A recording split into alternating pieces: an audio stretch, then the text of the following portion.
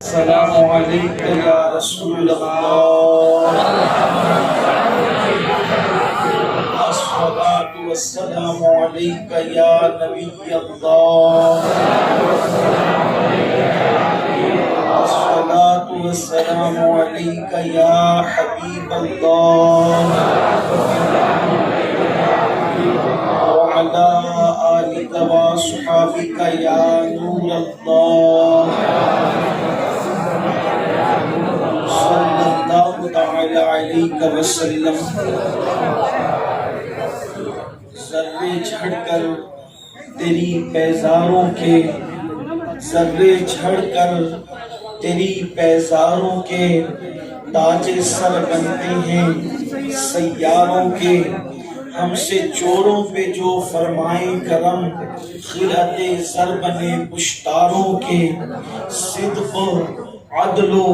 کرم و ہمت میں، صدق و عدل و کرم و ہمت میں 400 شہرے ہیں ان چاروں کے، 400 شہرے ہیں ان چاروں کے، اور تن من دھن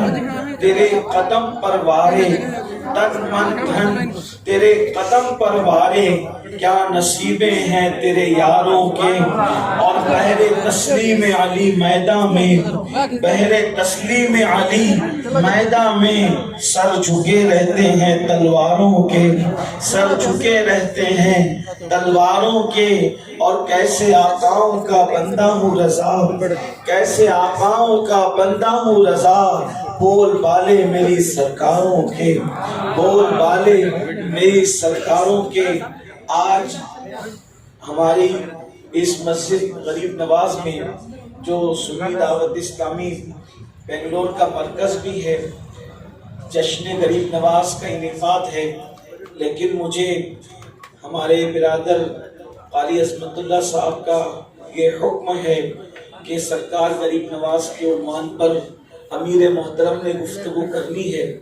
اور آج آپ کو صحابہ کرام اور اہل بیت اطہار کے بارے میں کچھ جو ہے وہ خراج عقیدت پیش کرنا ہے، تو مجھے خوشی ہے اس بات پر، نصیب کی بات ہے اور ظاہر سی بات ہے، ہم سنیوں کا یہ مقدر ہے کہ الحمدللہ ہم صحابہ سے بھی محبت کرتے ہیں اور اہل بیت اطہار سے ہی محبت کرتے ہیں، اور اللہ کا شکر ہے کہ اللہ تبارک و تعالیٰ نے ہمیں اس مسلک میں پیدا فرمایا، یا وہ مسلک کا سچا عقیدہ اللہ نے ہمیں عطا فرمایا کہ جس میں اللہ کا بھی ادب ہے، رسول اللہ کا بھی ادب ہے، انبیاء کرام کا بھی ادب ہے، اصحاب کرام کا بھی ادب ہے، ازواج پاک کا بھی ادب ہے، اولیاء اللہ کا بھی ادب ہے، حتیٰ کہ اللہ ہمارے مسلک میں تو اللہ اکبر جو اولیاء اللہ سے منسوب شہر ہیں ان شہروں کا بھی ادب ہے، اور ان سے جو منسوب چیزیں ہیں ان کا بھی ادب ہے، بلکہ مدینہ منورہ میں جو کانٹے پیدا ہوتے ہیں ہمارے مسلک میں ان کانٹوں کا بھی ادب ہے۔ میرے امام کہتے ہیں ان کے شہر کے خار کشیدہ ہے کس لیے، ان کے شہر کے خار کشیدہ ہے کس لیے،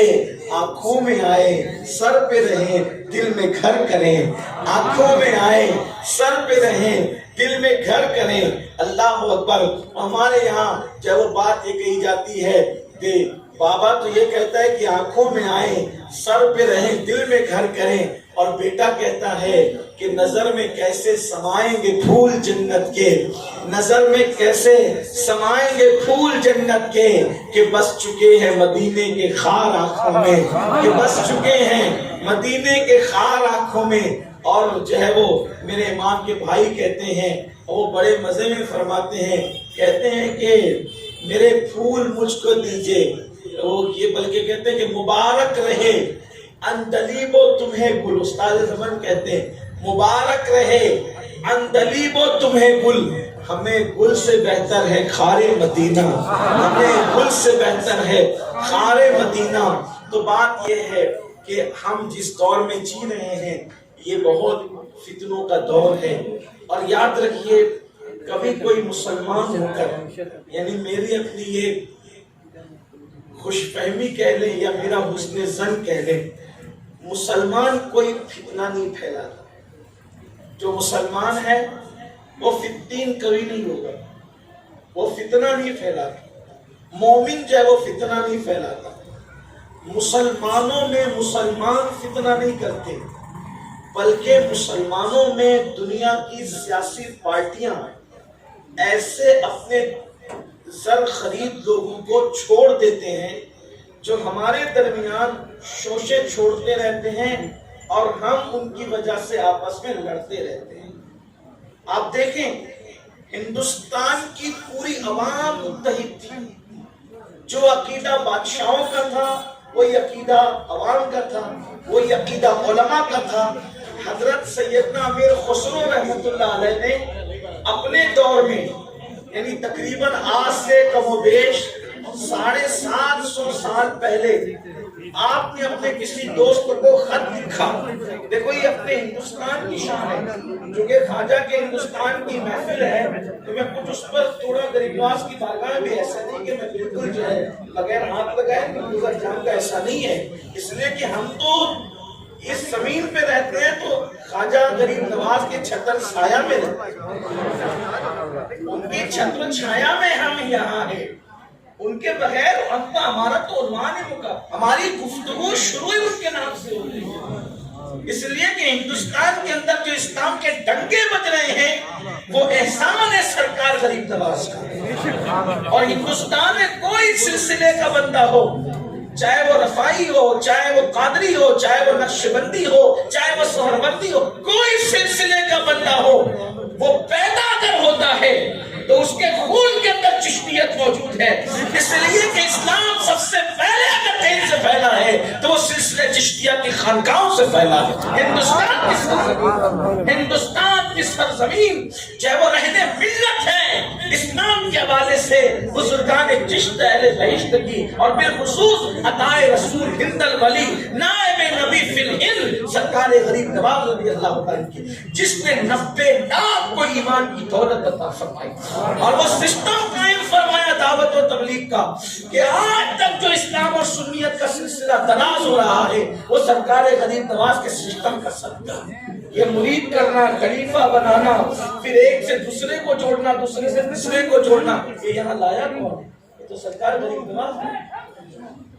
یہ سرکار غریب نواز. مرید اس لیے نہیں کیا جاتا کہ انسان گروپ بنائے, مرید اس لیے کیا جاتا ہے کہ دین کی وہ خوبصورت کڑیوں کے اندر مرید کر کے اس کو بھی جوڑ کر کے اپنا بھائی کر لیا جائے. یہ ایک سلسلہ ہے عظیم اور اس کی بڑی برکتیں ہیں. تو بہرحال میں یہ عرض کر رہا تھا کہ سرکار غریب نواز رضی اللہ تعالیٰ کے حوالے سے بھی بیچ میں کوئی بات آئی تو کروں گا. تو یہاں ہندوستان کی سرزمین کا تذکرہ 750 سال پہلے کا حضرت امیر خسرو لکھتے ہیں. طوطی ہند ملک الشورا حضرت امیر خسرو رضی اللہ تبارک و تعالی عنہ وہ لکھتے ہیں اپنے دوست کو خط لکھتے وقت کہ میرا ملک ہندوستان ایسا ہے کہ یہاں کے دریا میں جو مچھلیاں تیرتی ہے وہ بھی سنی ہے. یہ حضرت امیر خسرو نے لکھی, یہ حضرت امیر خسرو نے لکھا تھا کہ ہمارے ملک کے دریا میں جو مچھلیاں تیرتی ہیں وہ بھی سنی ہے. آپ اندازہ فرمائیں یہاں کی سنیت ایسی تھی, لیکن جب انگریز آیا تو پھر اس نے لڑایا اور لوگ فرقوں میں بٹ گئے. اسی طریقے سے سیاسی جماعتیں, سیاسی پارٹیاں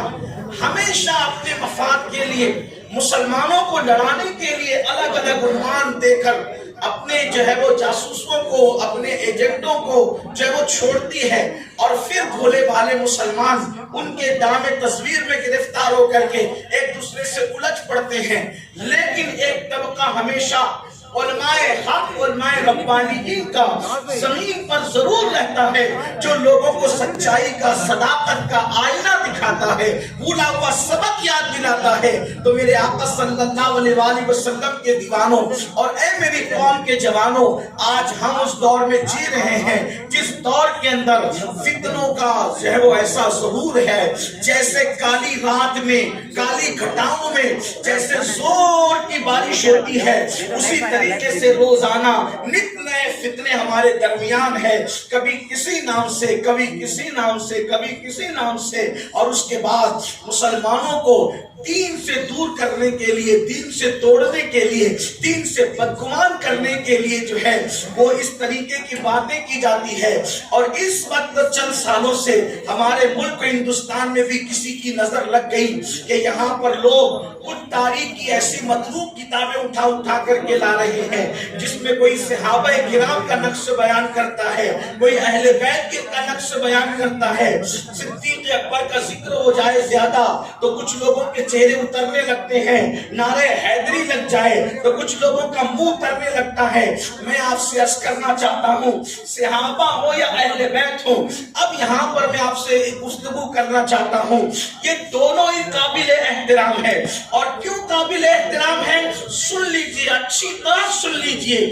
صرف عربی ہونے کی وجہ سے نہیں، اہل علم ہونے کی وجہ سے نہیں، حاجی نمازی ہونے کی وجہ سے نہیں، صحابہ اور اہل بیت کا جو اصل احترام ہے وہ صرف اور صرف پہلے نمبر پر نسبت رسول کی بنیاد پر ہے، مصطفیٰ جان رحمت کی بنیاد پر ہے۔ میری گفتگو اگر آپ کو سمجھ میں نہ آئے تو کل شام تک میں آپ کے بنگلور میں ہوں، آپ مجھ سے بیٹھ کر گفتگو کرنا، لیکن میرے دل کا درد ہے آج دو بھائی ایک گھر میں لڑ رہے ہیں، کوئی اہل بیت کی وکالت کر رہا ہے، کوئی صحابہ کی وکالت کر رہا ہے۔ میں کہتا ہوں میرے عزیز، تجھے وضو کرنے کا طریقہ نہیں، تو اہل بیت پہ انگلی اٹھائے گا، تو صحابہ پہ انگلی اٹھائے گا۔ میں تجھے بتاؤں کہ میرے نبی کے صحابہ اور اہل بیت کی شان کیا ہے۔ دیکھو سنی مسلمانوں اور میری قوم کے جوانوں، ایک چمڑا ہے اونٹ کا چمڑا، اونٹ کا چمڑا آپ نے کسی بازار میں دیکھا، اس کی قیمت کیا ہوتی ہے، اس کی حیثیت کیا ہوتی ہے، اس کی اوقات کیا ہوتی ہے کوئی اس کی اوقات؟ اگر اونٹ کا چمڑا کوئی اٹھا کر کے آپ کے مسجد غریب نواز کے ممبر پہ لا کے رکھ دے تو مؤذن اٹھا کے باہر نہیں پھینک دے گا، مؤذن رعایت کرے تو امام صاحب نہیں پھینک دیں گے، امام صاحب رعایت کرے تو تشبیہ نہیں پھینک دیں گے۔ یہی تو ہے، بولو اونٹ کا چمڑا بھی کوئی سر پہ رکھتا ہے، اونٹ کا چمڑا بھی سر پہ رکھ کر کوئی دعا کرتا ہے؟ نہیں، ہرگز نہیں۔ اونٹ کے چمڑے کی توہین کرنے سے کوئی کافر ہوتا ہے؟ نہیں، ہرگز نہیں۔ بولو میں بات سچی کہہ رہا ہوں کہ غلط کہہ رہا ہوں؟ اونٹ کے چمڑے کی توہین کرنے سے کوئی کافر ہوتا ہے؟ اونٹ کے چمڑے کو سر پہ رکھ کے کوئی دعا کرتا ہے؟ اونٹ کے چمڑا کوئی عزت سے سر پہ رکھا جاتا ہے؟ نہیں، ہرگز نہیں، اور نہیں نہیں اور ہرگز نہیں۔ لیکن اب سنو، وہ اونٹ کا چمڑا کسی نے اٹھایا، اٹھا کر کے دھویا، اور دھو کر کے اس کی جوتیاں بنایا، جوتیاں بنا کر اس کو بازار میں لایا اور لا کر کے اس کو بیچا۔ بیچنے تک اس کی کوئی حیثیت نہ تھی، لیکن کسی نبی کے صحابی نے خرید لیا اور خرید کر نبی کے سامنے لا کر کے رکھ دیا۔ حضور نے ایک مرتبہ اس پہ پیر رکھ دیا تو اب وہ اونٹ کا چمڑا نہ رہا، وہ نعرہ مصطفیٰ ہو گئے۔